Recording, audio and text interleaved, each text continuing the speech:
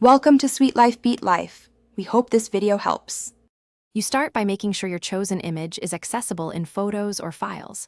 Once done, unlock the phone and open Settings or long press the home screen to open Wallpapers. You want the app that controls both home and lock screens. If it asks for permission, grant storage or media access so the app can read images. This step avoids later errors. Make sure to pick the correct folder and select the image so you can move on to cropping and placement.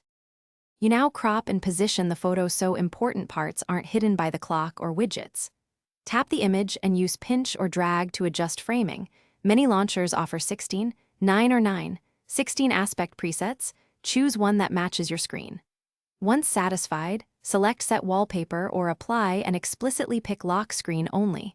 If there's a toggle for both screens, make sure it's off when you only want the lock screen. Preview to confirm alignment and legibility. You finish by locking the phone to confirm the new lock screen appears as intended.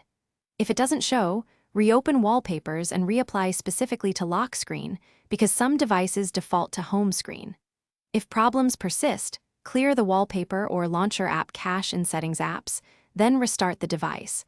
Make sure any third-party launcher or security app isn't overriding Wallpapers.